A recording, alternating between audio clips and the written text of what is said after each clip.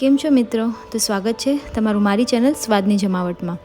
આજે આપણે બનાવવાના છીએ એકદમ સરસ અને બધાને ભાવતી એવી રેસીપી, જે છે ગાજરનો હલવો. બધાના ઘરમાં નાના મોટાને આ સ્વીટની ડિશ તો ખૂબ જ ભાવતી હોય છે અને મારા ઘરમાં પણ નાના મોટા બધાને આ ગાજરનો હલવો બહુ જ ભાવે છે. અને તમે પણ આ રીતે ગાજરનો હલવો ક્યારેય નહીં બનાવ્યો હોય તો ચલો જોઈ લઈએ રેસીપી કઈ રીતે બનાવશું.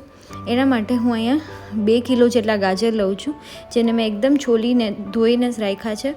ગાજર મેં નાયલોન ગાજર વાપર્યા છે, જે સ્પેશિયલ ગાજરના હલવામાં સરસ લાગે છે. ઘણા લોકો દેશી ગાજરનો હલવો પણ બનાવતા હોય છે, પણ આનો ગાજરનો હલવો પણ ખૂબ સરસ થાય છે. હવે આપણે એને ખમણી લેવાના છે. એમાં વચ્ચેનું જે પીળો ભાગ છે, જે પીતું હોય, એ કાઢી નાખવાનું છે.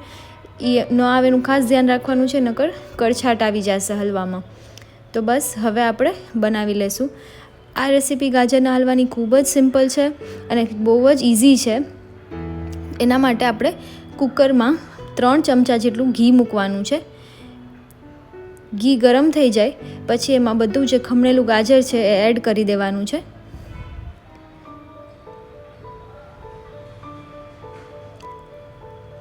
ગેસ ધીમું રાખવાનો છે.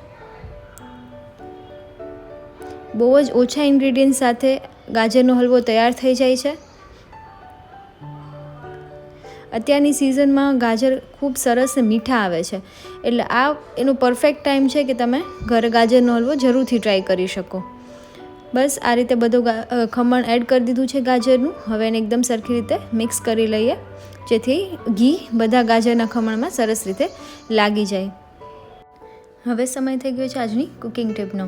જ્યારે આપણે કોઈ પણ કઠોળ કે દાળ બાફતા હોઈએ છીએ, ત્યારે કુકરમાં કઠોળ ઉમેર્યા બાદ એમાં તેલ, મીઠું તો આપણે ઉમેરતા હોય, પણ સાથે 1 ચમચી જેટલું તેલ ઉમેરી દેવાનું, જેથી કંઈ પણ કઠોળ ઉભરશે નહીં, કે દાળ મૂકી હોય તો દાળ પણ ઉભરશે નહીં અને એકદમ પ્રોપર ચડી જશે.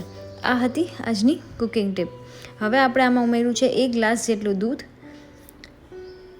અને પાછું સરખી રીતે મિક્સ કરી લઈએ.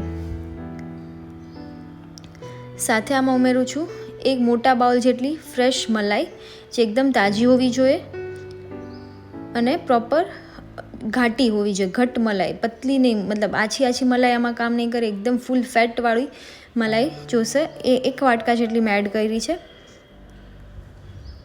અને હવે આપણે એમાં ખાંડ ઉમેરી દઈશું.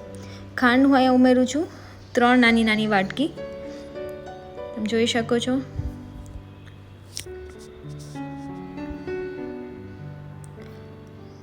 હવે સરખી રીતે એને મિક્સ કરી દઈએ.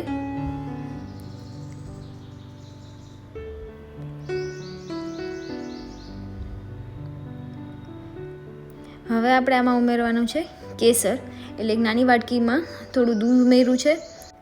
પછી એમાં 5 ચમચી જેટલી કેસર એડ કરી મિક્સ કરી અને એને આપણે કુકરમાં એડ કરી દેવાની છે. ગાજરના હલવામાં આ કેસરનો સ્વાદ એકદમ સરસ આવે છે. જરૂરથી તમે ટ્રાય કરજો, આ સ્કીપ ન કરતા. કેસરનો સ્વાદ એકદમ સરસ આવે છે અને માઇલ્ડ આવે છે, બહુ ઝાઝું નહીં આવે એનો સ્વાદ. બસ હવે આપણે ખાંડી આપણી એકદમ ઓગળી ગઈ છે. ધીમા ગેસે એને આપણે થોડું ઉકળવા દેવાનું છે. એકદમ ઉકળી જાય પછી જ આપણે કુકર બંધ કરી અને અડધી કલાક માટે થવા દેવાનું છે. એકદમ થઈ ગયું છે આપણો હલવો અડધી કલાક પછી. તમને હમણાં દેખાશે કે જે આમાં દૂધનો ભાગ અને આપણે જે ખાંડ નાખી છે એની ચાસણી થઈ ગઈ હશે, એટલે એ પાણી જેવો ભાગ દેખાશે. એટલે આપણે એને ફૂલ ગેસે એકદમ થઈ જવા દેવાનું છે, જ્યાં સુધી ઘી છૂટું ના પડી જાય. અને એને 2 મિનિટ હલાવતા રહેવાનું છે, જેથી કુકરમાં નીચે બેસી ના જાય, એનું ખાસ ધ્યાન રાખવાનું છે.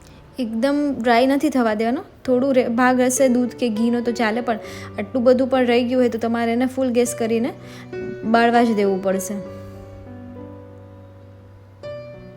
તમે ટેક્સચર જોઈ શકો છો. હવે આપણો આ ગાજરનો હલવો તૈયાર થઈ ગયો છે. કંઈક આ રીતનું ટેક્સચર જોશે, બહુ ડ્રાય પણ નહીં ને એકદમ ઢીલો પણ નહીં. તો બસ આપણો ગાજરનો હલવો તૈયાર છે. મેં એના માથે એલચીનો પાવડર અને બદામ ખમણીને એડ કરી છે. ખૂબ સરસ સ્વાદ આવે છે. આ રીતે તમે તમારા ઘરે જરૂરથી ટ્રાય કરજો અને મને કોમેન્ટ્સમાં જણાવજો તમને આ રેસીપી કેવી લાગી. અને મિત્રો, ચેનલને સબસ્ક્રાઈબ પણ જરૂર કરજો.